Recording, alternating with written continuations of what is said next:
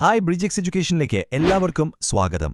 നിങ്ങൾ UGC net Arabic എക്സാമിന് prepare ചെയ്യുകയാണോ എങ്കിൽ ഇത് നിങ്ങൾക്ക് വേണ്ടിയുള്ള ചാനലാണ്. നെറ്റ് സിലബസിലെ ഓരോ യൂണിറ്റും നമുക്ക് ഒരുമിച്ച് സിമ്പിളായി പഠിച്ചെടുക്കാം. അപ്പോൾ ഞങ്ങൾക്ക് നിങ്ങളെക്കുറിച്ചും നമ്മുടെ ഈ കമ്മ്യൂണിറ്റിയെക്കുറിച്ചും കൂടുതൽ അറിയാൻ ആഗ്രഹമുണ്ട്. ഇന്നത്തെ ക്ലാസ് എങ്ങനെയുണ്ടായിരുന്നു? ഈസി ആയിരുന്നോ അതോ കുറച്ച് ടഫായിരുന്നോ? താഴെ കമന്റ് ചെയ്യണേ. ഇനി ഏതൊക്കെ ടോപ്പിക്കുകളാണ് നമ്മുടെ ക്ലാസ്സുകളിൽ വേണ്ടതെന്ന് തീർച്ചയായും നിർദ്ദേശിക്കണം. ഇതുപോലെ ഓരോ യൂണിറ്റും കവർ ചെയ്യുന്ന കൂടുതൽ ക്ലാസുകൾക്കായി ഈ ചാനൽ ഇപ്പോൾ തന്നെ സബ്സ്ക്രൈബ് ചെയ്യുക. നിങ്ങളുടെ ഫ്രണ്ട്സിനും ഗ്രൂപ്പുകളിലും ഷെയർ ചെയ്യുക. Hello friends, UGC net Arabic പരീക്ഷയ്ക്ക് തയ്യാറെടുക്കുന്ന എല്ലാ MA വിദ്യാർത്ഥികൾക്കും നമ്മുടെ ഈ പുതിയ എക്സ്പ്ലെയിനറിലേക്ക് സ്വാഗതം. സമയം ഒട്ടും കളയാതെ നമുക്ക് നേരെ വിഷയത്തിലേക്ക് കടക്കാം.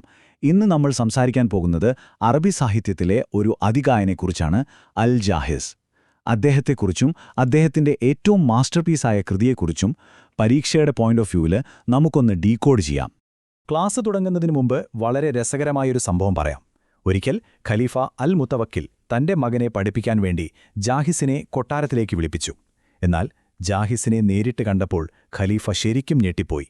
കാരണം കാഴ്ചയ്ക്ക് ഒട്ടും ആകർഷകമല്ലാത്തൊരു രൂപമായിരുന്നു അദ്ദേഹത്തിൻ്റേത്. അന്ന് 10,000 ദിർഹമാണ് ഖലീഫ അയാൾക്ക് കൊടുത്തുവിട്ടത്. എന്തിനാണെന്നോ?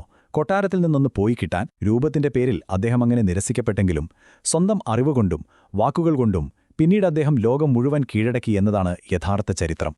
അപ്പോൾ ഇന്ന് നമ്മൾ പ്രധാനമായും 6 കാര്യങ്ങളിലൂടെയാണ് കടന്നുപോകുന്നത്.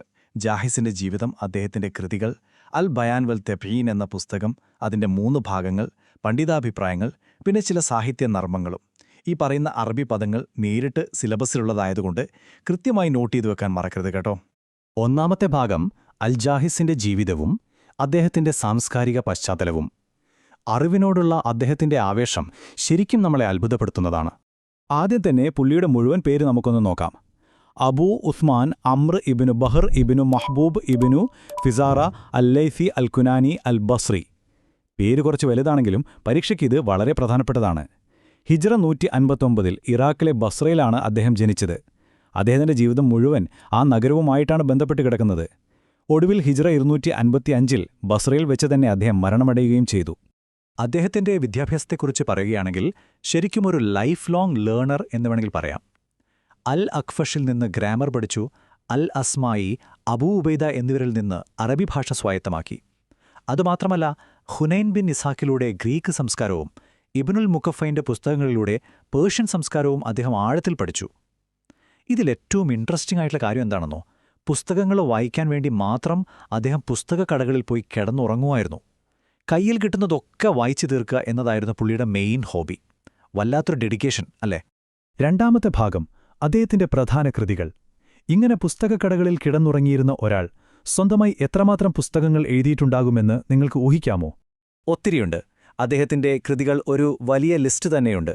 അൽ ബയാൻ വൽ തബീൻ, മൃഗങ്ങളെക്കുറിച്ചുള്ള കിതാബുൽ ഹയവാൻ, പിശുക്കന്മാരുടെ കഥകൾ പറയുന്ന കിതാബുൽ ബുഖല തുടങ്ങി നിരവധി പ്രശസ്തമായ രചനകൾ.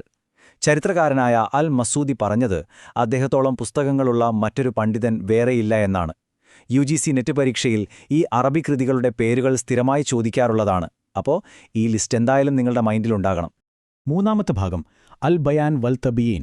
അറബി സാഹിത്യത്തിലെ ഏറ്റവും വലിയ നാഴികക്കല്ലാണിത്. അദ്ദേഹത്തിന്റെ മാസ്റ്റർപീസ്. ഈ പോയിന്റുകൾ പരീക്ഷയ്ക്ക് വളരെ നിർണായകമാണ് കേട്ടോ. തന്റെ ജീവിതത്തിന്റെ അവസാന കാലത്താണ് അദ്ദേഹം ഈ പുസ്തകം രചിക്കുന്നത്.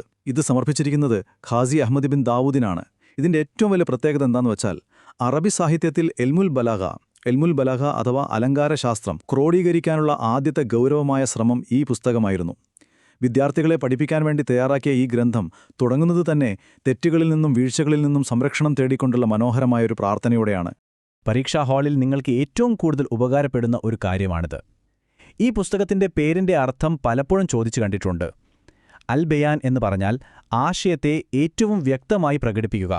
അൽ തബ്യീൻ എന്നാൽ ആ ആശയം കേൾവിക്കാരനെ കൃത്യമായി മനസ്സിലാക്കി കൊടുക്കുക.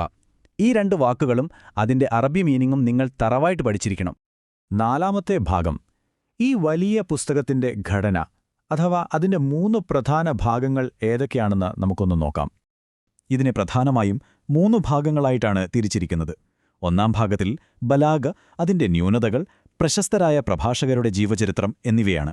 രണ്ടാം ഭാഗത്തിൽ പ്രവാചകന്റെയും ഖലീഫമാരുടെയും പ്രഭാഷണങ്ങൾ, ഹദീസുകൾ, കൂടാതെ മണ്ടന്മാരെക്കുറിച്ചുള്ള ചില തമാശകളും കൊടുത്തിട്ടുണ്ട്. ഇനി മൂന്നാം ഭാഗത്തിലാകട്ടെ അറബികളെ എതിർത്തിരുന്ന ഷൂബിയ അഷോബിയ പ്രസ്ഥാനത്തിനുള്ള കൃത്യമായ മറുപടിയും കിതാബുൽ അസ, കിതാബുസ് സുഹദ് എന്നിവയും ഉൾപ്പെടുത്തിയിരിക്കുന്നു. ഏതു വിഷയം എവിടെയാണ് വരുന്നതെന്ന് മൈൻഡിൽ ഒരു മാപ്പ് പോലെ സെറ്റ് ചെയ്തു വെക്കുക. അഞ്ചാമത്തെ ഭാഗം പണ്ഡിതാഭിപ്രായങ്ങൾ. നെറ്റ് എക്സാമിലെ മാച്ച് ദ ഫോളോയിങ് ചോദ്യങ്ങൾക്ക് ഇതൊരു സുവർണഖനിയാണ്. ഇബ്നു ഖൽദൂന്റെ വളരെ പ്രശസ്തമായ ഒരു കോട്ടാണത്. അദ്ദേഹം പറയുന്നത് അറബി സാഹിത്യത്തിന് പ്രധാനമായും 4 അടിസ്ഥാന സ്തംഭങ്ങളുണ്ടെന്നാണ്. അതിലൊന്നാണ് ജാഹിസിന്റെ അൽ ബയാൻ വൽ തബീൻ. മറ്റു 3 അദബുൽ കാത്തിബ്, അൽ കാമിൽ, അൽ നവാദിർ എന്നിവയാണ്. ഇത്രയും വലിയൊരു ചരിത്രകാരൻ നൽകിയ ഈ അംഗീകാരം ചില്ലറയല്ല കേട്ടോ. ഇനി അബൂ ഹിലാൽ അൽ അസ്കരി എന്താണ് പറയുന്നത് എന്ന് നോക്കാം. അലങ്കാരശാസ്ത്രത്തെക്കുറിച്ച് പറയുന്ന കൂട്ടത്തിൽ അതിലെ ഏറ്റവും വലുതും പ്രശസ്തവുമായ പുസ്തകം ജാഹിസിന്റെ അൽ ബയാൻ വൽ തബീനാണെന്ന് അദ്ദേഹം അസന്നിഗ്ധമായി പറയുന്നു. ഏറ്റവും മികച്ച പ്രഭാഷണങ്ങളും അധ്യായങ്ങളുമുള്ളതുകൊണ്ട് ഇത് വിദ്യാർത്ഥികൾക്ക് വളരെയധികം ഉപകാരപ്രദമാണെന്നും അദ്ദേഹം കൂട്ടിച്ചേർക്കുന്നുണ്ട്. ഇതില് ആധുനിക ചിന്തകനായ അഹമ്മദ് അമീൻ പറയുന്നതാണ് ഏറ്റവും ഇൻട്രസ്റ്റിംഗ്.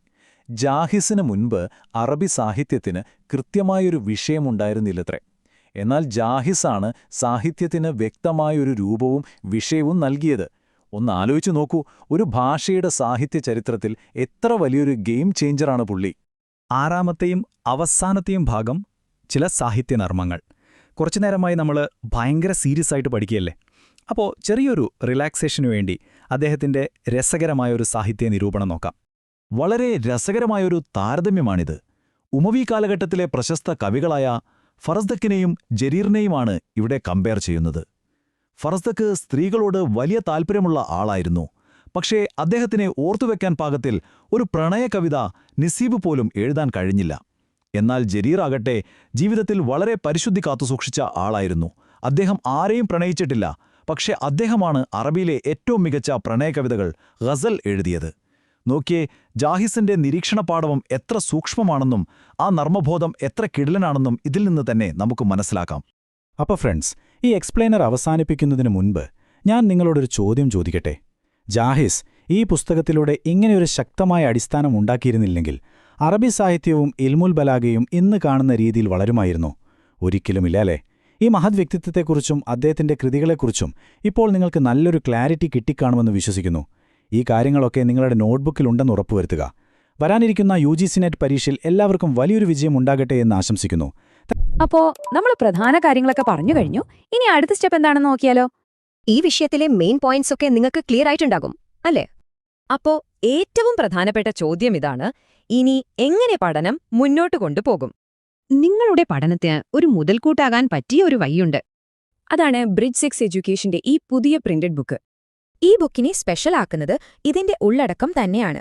നമ്മുടെ ഓരോ ക്ലാസ്സിലെയും പോയിന്റ്സും കഴിഞ്ഞ 5 വർഷത്തെ നെറ്റ് എക്സാം ക്വസ്റ്റ്യൻസും ഇതിലുണ്ട്. ഈ ബുക്കിന്റെ ഒരു കോപ്പി ഓർഡർ ചെയ്യാൻ വളരെ എളുപ്പമാണ്. ഓർഡർ ചെയ്യാൻ താഴെ കമന്റ് ബോക്സിൽ നിങ്ങളുടെ ഫോൺ നമ്പറും അഡ്രസ്സും കൊടുത്താൽ മതി. നിങ്ങളുടെ വിജയത്തിലേക്കുള്ള യാത്രയിലെ ഈ പുസ്തകം ഒരു വലിയ സഹായമാകട്ടെ. നിങ്ങളുടെ പഠനത്തിനും ശോഭനമായ ഭാവിക്കും എന്റെ എല്ലാവിധ ആശംസകളും. അപ്പോ അടുത്തൊരു വിഷയവുമായി നമുക്ക് വീണ്ടും കാണാം. Thank you.